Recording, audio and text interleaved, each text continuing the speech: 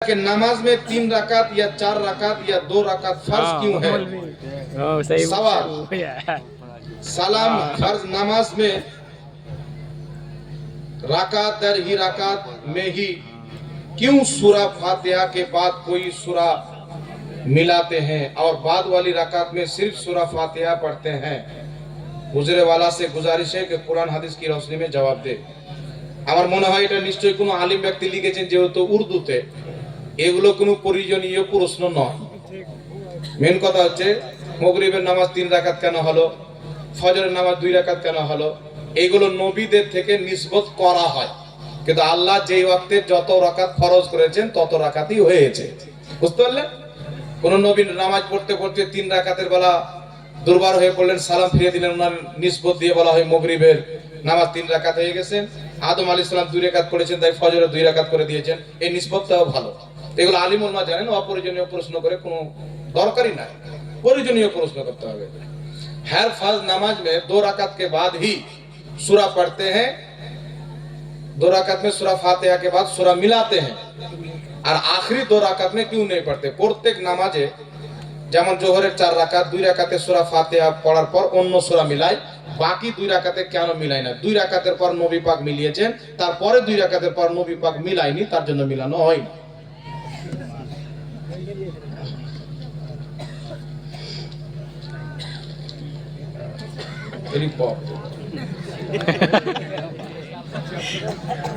আসসালামু আলাইকুম ওয়া রাহমাতুল্লাহি ওয়া বারাকাতুহু। আমাদের গ্রামে ওয়াহাবিদের মাংস বিক্রি করতে আসে, তাহাদের কাছের মাংস খাওয়া দাওয়া করা যাবে কিনা? দেখেন বিরোধী ইসলাম, আমাকে আপনারা প্রধান বক্তাদের নাম দিয়েছেন, আর ঝাড়খণ্ড থেকে হায়ার করে ডেকেছেন মুফতি জাহাঙ্গীর আলম রেজভী, সবাই চিনেন, দূর দূর পর্যন্ত এলান করেছেন, অনেক দূর দূর থেকে লোক মোহাব্বতে এসেছেন, আমিও সবাইকে মোহাব্বত করি আলহামদুলিল্লাহ। আমি যদি এখানে এসে এখানকার কমিটির বাপ তুলে গালি দিয়ে দিই, তাহলে স্টেজে চড়তে দিবে? কথা বলেন না। যে ভাইয়ের বাড়িতে ছিলাম, নামটা কি আপনার? জিনার বাড়িতে ছিলাম, ডাবলু ভাই, নামই ডাবলু, এই মাশাআল্লাহ, ডাবলু বল্টু নাম। যাক, এই যে ডাবলু ভাইয়ের বাড়িতে আমরা ছিলাম, গরুর মাংস, আলুর ভাজা, রুটি খেতে দিলেন, তারপরে এখান থেকে আবার বিরিয়ানি নিয়ে গিয়ে দিলেন, বিরিয়ানিও খেলাম। উনার বাপ তুলে যদি গালি দিতাম, তো না গরুর মাংস পেতাম, না রুটি পেতাম, না বিরিয়ানি পেতাম। ভাগ এখান থেকে, নাকি বলেন? চাও খেতে দিবে না তো দূরের কথা, উল্টা মারবে। তাহলে আল্লাহ মিথ্যা বলতে পারে, এর আল্লাহকে গালি দেওয়া হলো কি হল না? তা আমার বাপের দাম বেশি না আল্লাহর দাম বেশি? আল্লাহর দাম বেশি। মায়ের দাম বেশি না আল্লাহর দাম বেশি? আল্লাহর দাম বেশি। নবী মরে মাটির সাথে মিশে গেছে, নবী সুপারিশ করতে পারে না, নবীকে পিঠ পিছনের খবর নাই, নবী নিজের বাপ মাকেই বাঁচাতে পারে না, আর বাপ মাই জাহান্নামে যাবে, নবীর সম্মান বড় ভাইয়ের মতো করতে হবে, নাউজুবিল্লাহ সাল্লাল্লাহু আলাইহি সাল্লাম। তাহলে এইগুলো নবী পাককে গালি দেওয়া হলো কি হল না?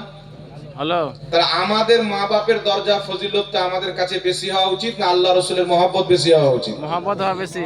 তাহলে তারা আল্লাহ রাসূলকে গালি দিয়ে রেখেছে, আর যারা গালি দেয়নি তাদের আকীদাতে চলছে, তাদেরকে ফলো করে তাদের দলে চলছে। এইজন্য তাদের জবাই করা মাংস খাওয়া মানে মরা গরুর গোশত খাওয়া। কথা বুঝতে পারছেন?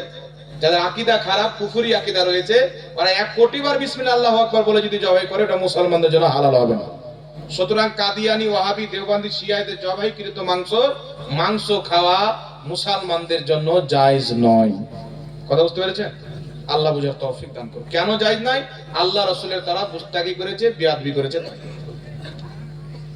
আমাদের গ্রামে সুন্নি জামাতে কিছু বাড়ি ওয়াহাবি হয়েছে, এই ব্যক্তির বাড়িতে মাওলানা সাহেবের খাওয়া যাবে কি?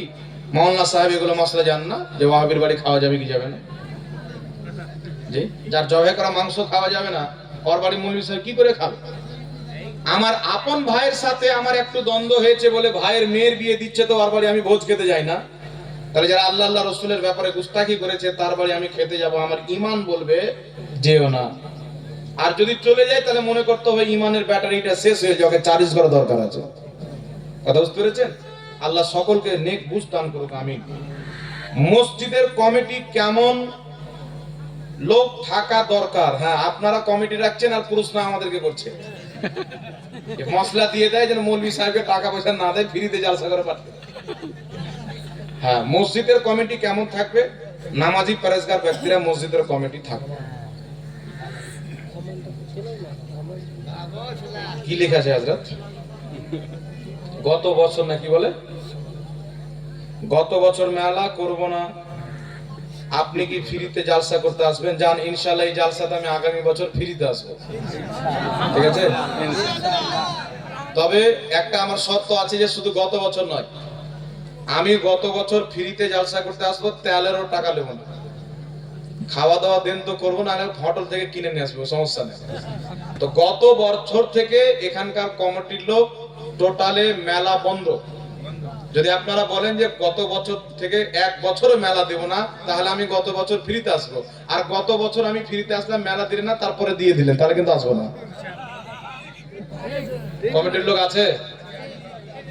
হ্যাঁ, না না, কমিটির লোক আছে কি? গত বছর না না না, শুনেন, ইনশাআল্লাহ না, খুব ভালো কথা বলেছেন। আমি ইনশাআল্লাহ আগামী বছর ফ্রিতে আসবো, তবে ডেট আগে নিয়ে নেবেন। আবার ডেট যখন পাবেন না তখন বলবেন টাকা দেবো না, তাই ডেটই লাই না। তো এই জন্য আগে একটু ডেট করবেন। আর আগামী বছর থেকে মেলা ইনশাআল্লাহ বন্ধ করে দেন, আল্লাহকে রাজি করার জন্য, নবী মুস্তাফাকে রাজি করার জন্য জালসা করবেন। ঠিক আছে? ইনশাআল্লাহ বন্ধ হবে তো? ও বেচলা ভাই, চেষ্টা নয়, বন্ধ করে দেন, ওগুলো কাজ করিয়েন না। আল্লাহ পাক বুঝার তৌফিক দান করুক, সকলে বলুন আল্লাহুম্মা। এই দেখেন, ওটাই কথা বলছেন। আচ্ছা বলেন তো বাবা, হাজারো জায়গা আছে যেখানে মেলা টেলা কিছু বসতে দেয় না, তো ওরা কোথায় থেকে দেয়? কালকে আবার এটা করিয়েন না যে মসজিদের পাশে মেলা দিয়ে বলবেন ইমাম সাহেব মানা করলে, বলুন তাহলে বেতন কোথায় থেকে দেবো আপনাকে?